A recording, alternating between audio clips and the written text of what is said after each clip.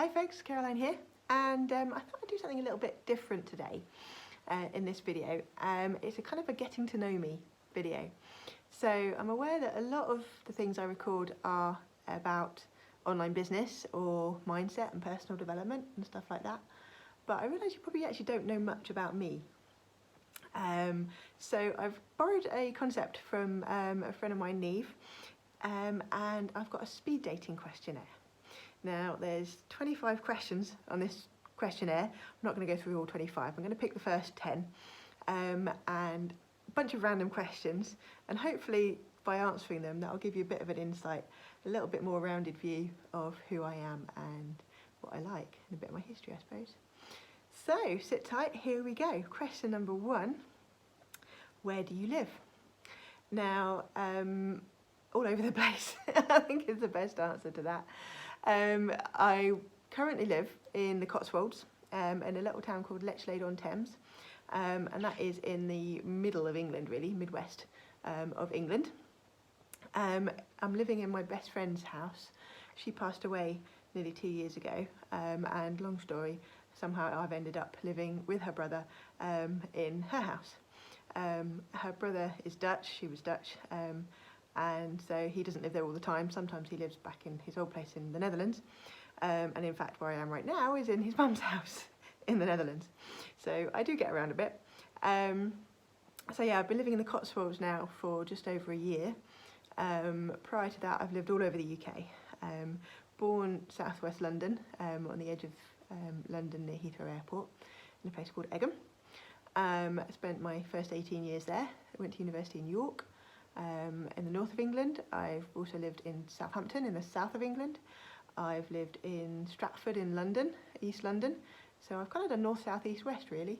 Like I say, all over the place, but only ever in the UK. I've worked abroad, but never actually lived abroad. There we go, long-winded answer to the first question. Let's have a look. Question number 2, do you follow politics? No. I'd like to say no, and I haven't done for years and years and years. In fact, I've actively avoided it until Brexit, and that's a swear word. We don't like to talk about Brexit. Well, I don't, because it gets me all worked up. I didn't want to leave Europe, just saying. But yeah, so Marcel got really, really interested in Brexit, being a European kind of living in England. So when he's around, we watch it, we watch the news, and we keep up to date with what's going on. And when he's not around, I don't. For me, politics is a lot of talk and a lot of bluff and bluster, and a lot of people promising things that never actually happen, and that kind of negativity, I suppose, or noise is not kind of really what I want to be putting into my brain, into my head. So no, I don't really follow politics. Okay, number 3, are you a religious person? No, I would say. I was christened as a child, so technically I'm a Christian. My mum is religious, but not really practicing, and my dad isn't. My dad doesn't believe in religion. He's a scientist. That's what he says. But I've always kind of felt there's something out there, but I could never really put my finger on what it was, and I could never really label it. None of the religions really kind of met what I believed, until I kind of found spirituality, and that's probably the closest I think to what I believe is I think I would say I'm a spiritual person rather than a religious person. So I do believe in something out there that's kind of looking out for us, and I've been studying that a lot more in the past year or so, spirituality. So yeah, well, let's go for spiritual and not religious. Number 4, what is your biggest fear? Oh, good question. I've done a lot of things in my life, a lot of things that other people would possibly be afraid of. I haven't bungee jumped. That's one thing I'm afraid of. I'm not great with heights, unless it's in an aeroplane. I love aeroplanes, I love flying. I wanted to be an aerial photographer when I grew up, when I was younger. But I've done all sorts of crazy things. Mainly when I backpacked around the world after university. So my fears aren't really, I kind of like adrenaline and that kind of stuff.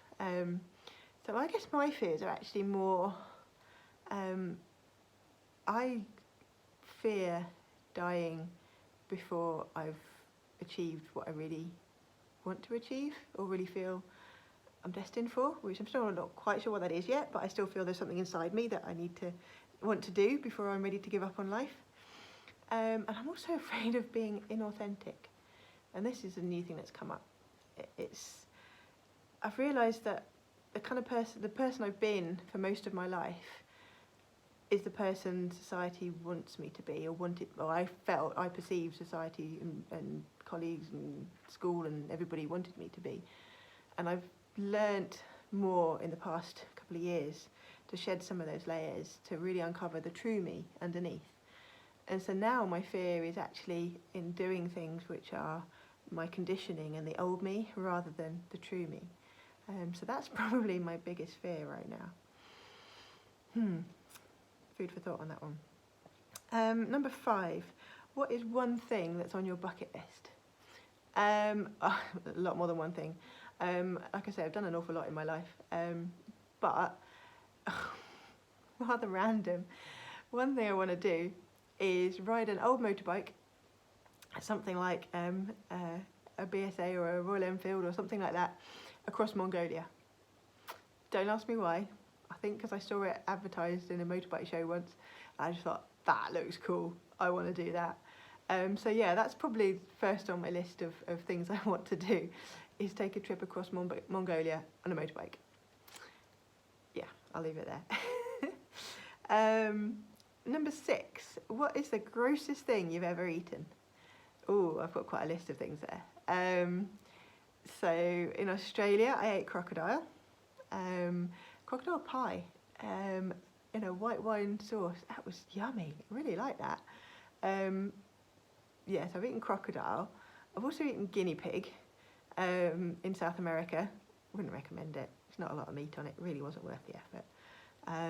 But I think the grossest thing I've ever eaten was probably cow's udder. Or as they call it, that's a translation. Another translation was cow's nipple. And that was in Tokyo in Japan. And that was chewy, I think. They were like cut up into little pieces and put on a skewer like a kebab. That was a little bit surreal. Yeah, not in a hurry to do that again, I have to say. But there we go.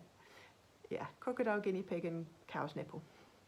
Number 7, are you an animal lover?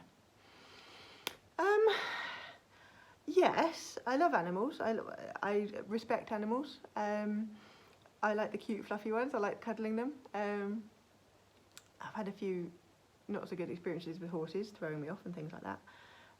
But wouldn't say I'm necessarily an animal person in the sense if you're thinking on the lines of pets and things like that. Growing up, my dad is allergic to animal fur, and so we couldn't have cats or dogs or anything like that, or rabbits in the house. Even though Dad's an animal lover. Had a couple of hamsters when I was growing up, and Dad had tropical fish. He's had tropical fish for many, many years, if that counts. So yeah, kind of on the fence on that one, I suppose. Number 8, what's your favourite thing to do around town? Kind of depends on whether I'm alone or whether I'm with somebody. If I'm with friends, then it will be coffee. Sitting in a coffee shop and chatting. I like to chat. Or if it's evening, wine. Dinner or a nice coffee and a muffin would be my choice.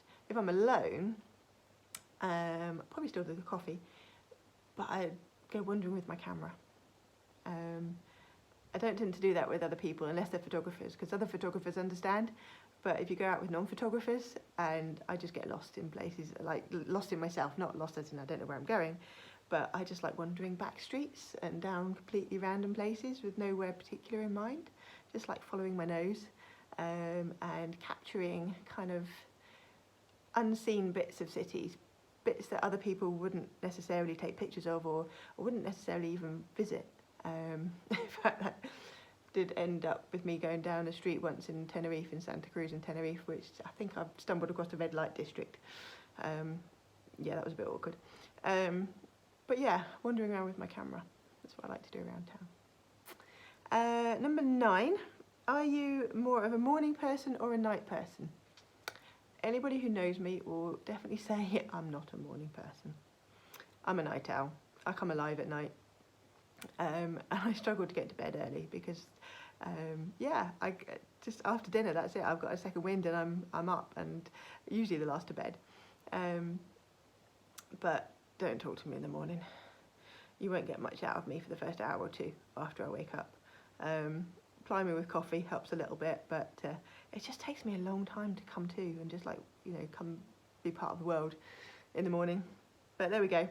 Benefit of an online business, I can set my own hours, so I don't need to get up stupid o'clock in the morning, which is good for me. There we go. And lastly, number 10, if you could visit any place in the world, where would you go and why? Oh, so I visited, last year I ticked off my 80th country, so I've been to 80 countries around the world now. Not bad in 40 years. I did 16 in 1 year when I backpacked around the world. That ticked off quite a few. But there's still so many places I want to go. I want to go to Antarctica or Alaska. The reason I want to go there is I want to see a killer whale. I want to see a killer whale in the wild. I'd like to see penguins too, like king penguins. Friends of mine went on an Antarctic cruise last year, a photography cruise, or the year before last, and it sounded amazing, and that sounds really cool. But yeah, Antarctica or Alaska. Even though I'm not that great with the cold, I get very cold fingers. But yeah, just wildlife photography in those places, that would be right up my street. Cool, folks, that's 10 questions. So hopefully that's given you a little bit more of an insight into the real Caroline behind the scenes. I'd love to hear your thoughts, your comments. Pop them in the comments below. And there's still another 15 questions on this questionnaire, so who knows, I might do another bunch another time, so watch out for that. All right, lovely to talk to you. Enjoy yourselves, have a wonderful day, and I look forward to seeing you in the next video. Take care for now, bye-bye.